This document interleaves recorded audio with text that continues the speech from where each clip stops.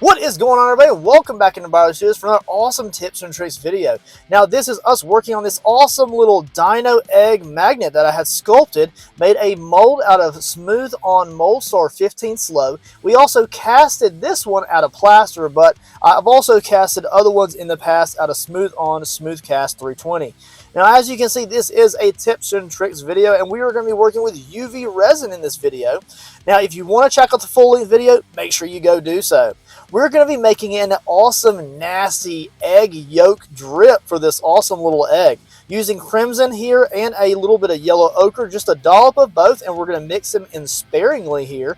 As you can see, we're going to use the popsicle stick here to control how much blood or crimson from Winsor & Newton that we apply to our egg yolky color. Of course, you can apply any color you want to these types of mixtures, but of course, we want ours to be very stringy and very nasty looking.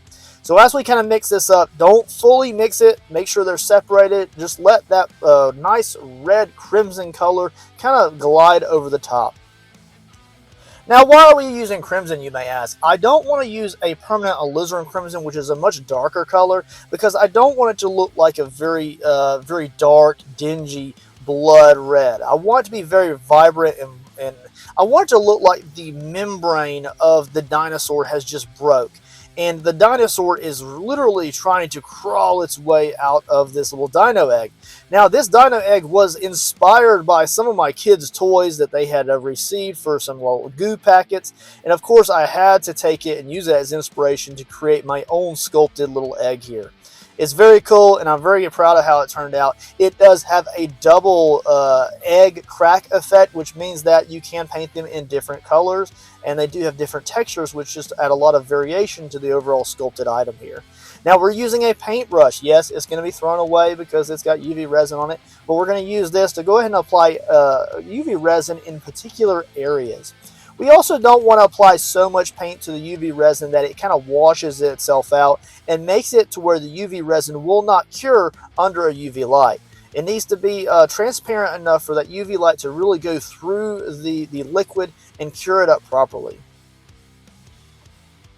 As you can see, I'm also dripping it around the bottom. This, after all, is a magnet, and we want to make sure that some of the dripping looks like it's naturally dripping down off of the item, and then maybe down the edge of a refrigerator or where it would be coming from.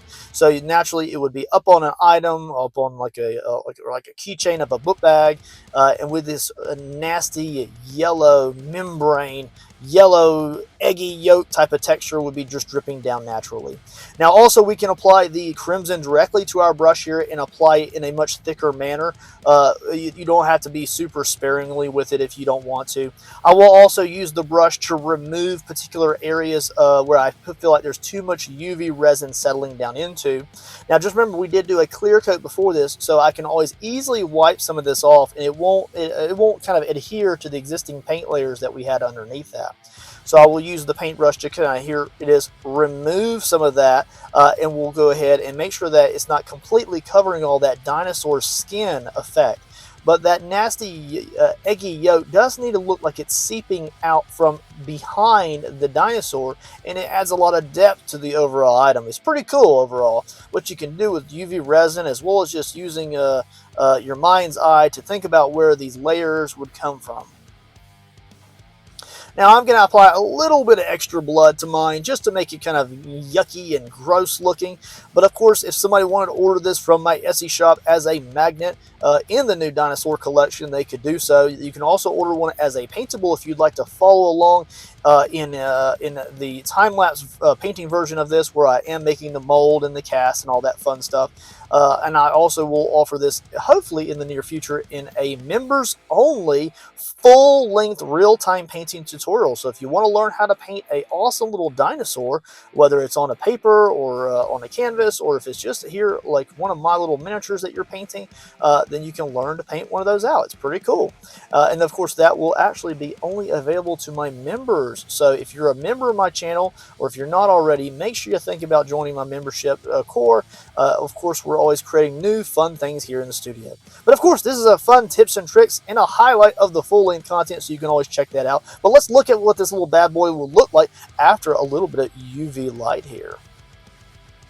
All right, here it is in all of its glory, the double cracking egg effect, as well as that bloodshot looking eye. We have the fingers with those awesome little finger grooves going down the exterior of the item, and that yellow, nasty UV resin yolk. Be sure to like and subscribe. Catch you later.